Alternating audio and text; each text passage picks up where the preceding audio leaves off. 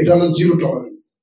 সেই আঙ্গিকে আবার বলছি, যারা করতে চাচ্ছেন তাদের ভুল, তারা এটা করতে পারবেন না, 1 নম্বর।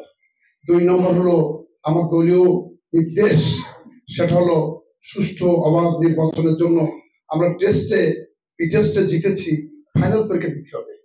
এমন কে আমাদের মোকাবেলা করবে সেটা আমরা জানি না, তবে আমার দল সেইভাবে প্রস্তুতি নিচ্ছে।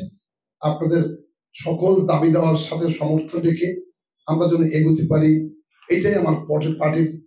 আমি জেল থেকে বেরিয়ে তো আমার দলের ভারপ্রাপ্ত চেয়ারম্যানের দাবি করেছি, আপনার এই এলাকার গড়ি তোলার দায়িত্ব আপনি দিবেন। আপনারা বলেন দুটো দল ছিল, 91 সাল থেকে গণতন্ত্র উদ্ধারের জন্য নেত্রীও যুদ্ধ করেছিলেন, ওনাদের নেত্রী যুদ্ধ করেছিলেন। সেই যুদ্ধে আমরা কামিয়াব হয়েছিলাম। আপনারা বলেছেন যে 4টা নির্বাচন ভালো হয়, 4টা তো আমার ভালো হয়নি।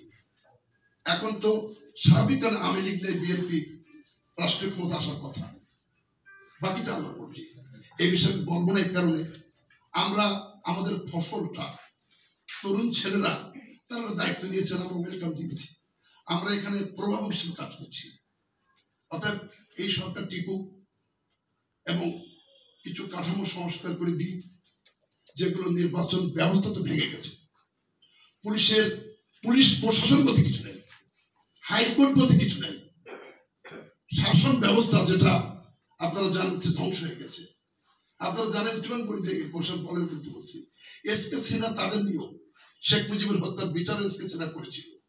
সেই এসকে সিনহা কিভাবে বিদায় দিতে দেখেন আপনারা, তাকে লাথি মেরে চেয়ার থেকে দাঁড়িয়ে দেওয়া হয়েছে এবং সে তার বক্তব্য শুনেছেন।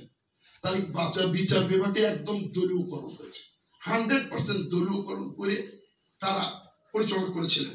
অতএব আমরা সেই থেকে মুক্তি পেয়েছি, এটা আমাদের। আমি আগেই বলছি, ছোট ছোট ছেলেদের জীবনের বিনিময়ে আমরা মুক্তি পেয়েছি, না মুক্তি পেতাম না। অতএব তাদের সুযোগ দিতে হবে। সুযোগ দেওয়ার পরে ভোট হলে অবশ্যই ইনশাল্লাহ আমার নেত্রী, আমার দল, তার একটা আমার নেতৃত্বের ক্ষমতা হবে, এই আশা থাকলাম। কিন্তু এখন তো আমরা ভোগ করতে পারছি না। আমি কালকে একটা সবাই বলেছি, পাশে টিউন ছিল, আমরা কিন্তু আপনার প্রভাব হিসেবে কাজ করছি।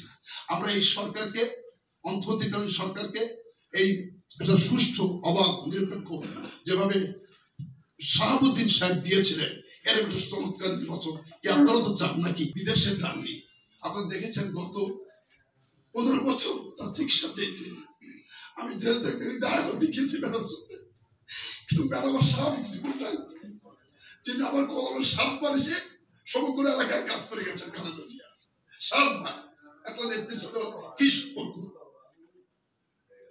কিন্তু আমি দেখে অবাক হয়ে গেছি, শুধু হাবিব বলেছে আপনার কোনো ক্ষমতা নেই। আর নেত্রী কেউ বলে যে আমাদের সাংবাদিকরা জিজ্ঞেস করেছে যে নেত্রী সচক্ষে দেখে গেলেন আমাদের এই বড় সাধনা, যিনি এত কষ্ট তাকে দিয়েছে, তার ছেলেটাকে সাদা দিয়ে তার বাড়িতে উনি গিয়েছিলেন। এটা কি তামাশা বলেন আপনারা? নেত্রী ছেলে একটা জিয়াউর রহমানকে হত্যার পরে কোটি মানুষ হয়েছে, আর তার ছেলে যখন বিদেশে ছিল হত্যা করা হয়ে, তখন মারা গেলেন, তার মা এখনো দেখলো না, উনি তার মাকে সাঁতরা দিতে গেলেন। এবং গিয়ে কেউ কি কোনো মা পারে যার ছেলে বিদেশে মারা যাচ্ছে, এবং যখন আসলো আপনার ধারণা আছে সেখানে 1 থেকে 1.5 কোটি মানুষ হয়েছে। খালেদা জিয়ার পরিবারের সন্তান হিসাবে লক্ষ কোটি মানুষের যে জানাজা হয়েছে তা বাংলাদেশে হয়নি। আজকে তাহলে আমি বলবো, যিনি খালেদা জিয়াকে হত্যা করতে চেয়েছিলেন তিনি কি ভালো আছেন? আমি এই প্রশ্ন আপনাদের রেখে গেলাম। ধন্যবাদ।